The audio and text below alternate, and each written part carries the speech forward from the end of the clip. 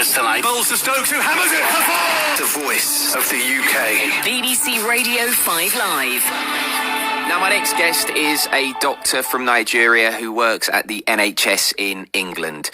Around 15% of NHS staff were born abroad. 1 in 7 nurses and over 1 in 5 doctors report the nationality of a non-EU and non-UK country. The most common non-EU nationalities in the NHS are Indian, Filipino and Nigerian. Let's speak to Kelvin Alaneme, who came to the UK from Nigeria in 2019. Welcome to the show, Kelvin. Thank you very much, Nick, for having me. So, tell me, what do you need to do then if you're a Nigerian citizen and you want the visa to come and work in the UK? It depends, actually, on the pathway you're following. So there is a skilled worker visa for individuals who are coming via the skilled worker visa. It's a bit much more costly. Okay, we're talking of visa fees of £625. IHS, you pay the immigration health surcharge, £624 for each year. So that is a huge burden for a lot of people who are coming via that pathway. The health and care visa is a bit cheaper, but if you still consider the overwhelming cost, and given the fact that people are coming from a country where the minimum wage is 30,000 naira, which is like 100 and less than £150. So it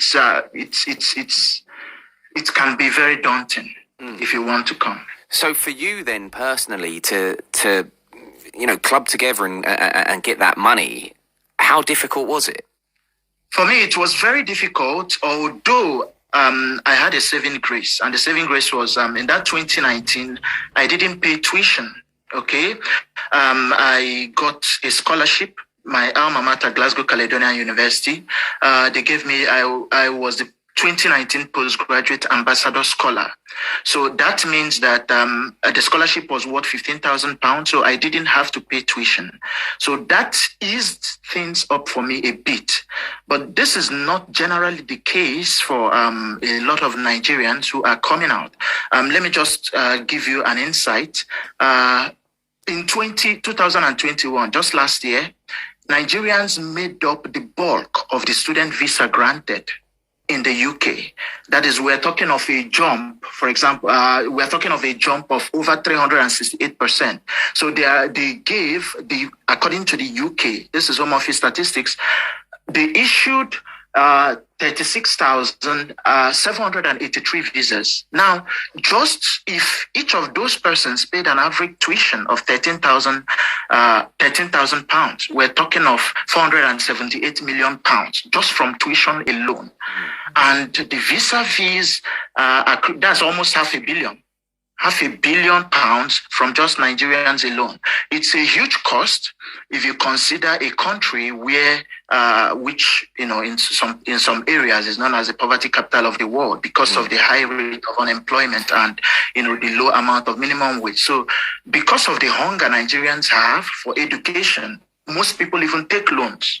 Personal loans, family loans, because they believe it will give them a better opportunity. So you have a lot of people doing a lot of things, scraping money together just to offer them that chance at education. Yeah, to come to the UK because, as I touched on earlier on, a lot of people from around the world really value the education system here in the UK. But just talk to me then about these English language tests then, because you've mentioned on a few occasions just how expensive it is to get the visa and all of that, but tell me about the tests. What do they entail and how much do they cost? The test, it's called the IELTS. That's the English language test, which Nigerians are mandated most of the time to take.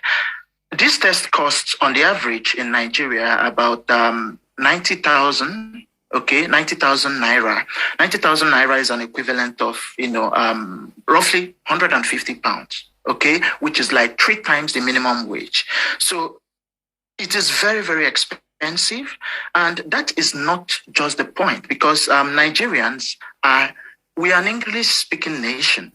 Okay, we are taught in English. We grew up speaking English, and add that to the fact that majority of the population of Nigeria, we're talking of 69.5%, is below 29 years of age. So you have a very young population, most of whom know English. They grew up in English. So it is it's hard to fathom why we are subjected to writing this test as a prerequisite to come, because most of us are English are good. And like I told you, the volume of Nigerians that are coming is massive. The cost of that exam is made worse by the fact that this exam expires after 2 years. And that is what a lot of Nigerians find very, very ridiculous. Because does it mean that if I was proficient in English 2 years ago, after 2 years, I'm no longer proficient? So it's a lot of people look at it and wonder, is this a money-making scheme?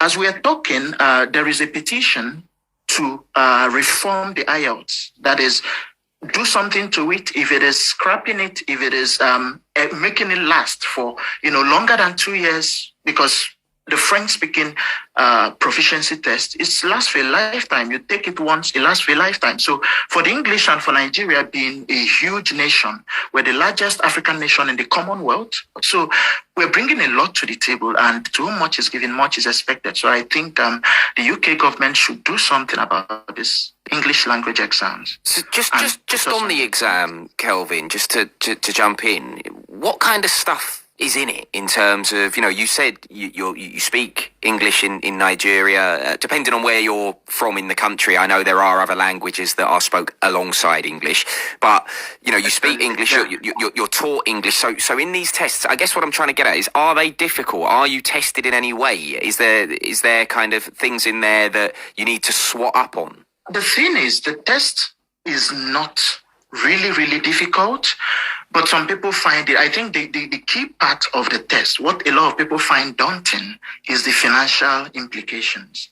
The test, a lot of Nigerians is the test. The test has 4 parts. Okay, you have the listening, you have the speaking, you have the writing, and the reading. So a lot of Nigerians do very well on this test. So for some, it's a mere formality. But the fact that, for example, if you're a doctor, as a doctor, I had to take the test. Now, after 2 years, it expires. So most of the professionals, you need to take this test before you even begin registering with the licensing councils in the UK. And if you don't conclude your registration within 2 years, you have to go back and start afresh, to start from the beginning, doing the test again. So this makes it very, very difficult. Like you rightly pointed out, there are other languages in Nigeria. Nigeria is a multi-ethnic country, with a lot of tribes and a lot of languages. But I will also, because this issue has been coming up, and the excuse the UK is giving is that there was a statistics they did. There was a research they did, and they were quoting a statistics that just 12.6 Nigerians speak English at home. Okay. Now, if we look at that statistics, they ask respondents, right? And, speaking English at home for a country that is multi-ethnic. I'm Igbo, I speak Igbo at home. Many people from their tribes, because English is the official language of communication, and your language, your indigenous language, is going extinct. Most people speak it at home, but that does not make them not fluent in English. They communicate very well in English, write in English, school in English, do everything in English. So the fact that people speak, 12.6% speak English at home, using that as a yardstick to say Nigerians don't speak English, I think that is a bit unfair.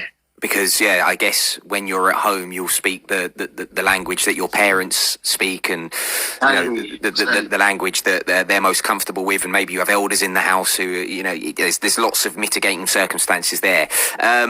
But what's the plan for you then, Kelvin? Do you plan on going back to Nigeria one day? What's the long term?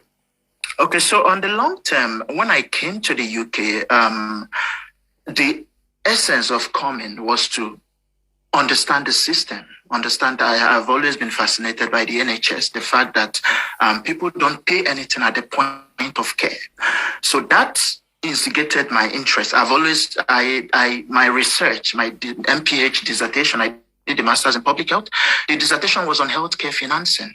So, and my research, I was looking at, healthcare insurance or, in sub-Saharan Africa. So one of the biggest issue we have, the biggest problem we have in Nigeria, especially in the healthcare, is that health insurance is almost non-existent. We're talking of, 94% of the population pay out of pocket for healthcare. And most of these expenditures can actually push the families to poverty. So it's regarded as catastrophic healthcare expenditures. So my long-term goal is to learn whatever I've learned in the system. I'm going to go back to Nigeria and find a way to replicate it in a system and contribute my own quota. And I also think that is also the plan of a lot of people. So as a side project, I started a platform called Career and Educational Services, just to guide Nigerian immigrants that are coming to the UK, provide them with free opportunities and help them. And, the group has grown to become like the largest platform, relocation platform in Nigeria. And we share opportunities daily. And the ultimate goal is that this army of young, vibrant, intelligent, hardworking young people can, in the nearest future, have both the financial wherewithal, the global skills to contribute to the home country. Well, it's inspirational, and you're taking what you've learned here from the NHS and hopefully doing some good with it back home in Nigeria. Kelvin, thank you very much for your time on the show this evening. That is Kelvin Alaneme, who came to the UK from Nigeria in 2019 and is a doctor in the NHS in England. Now, every year around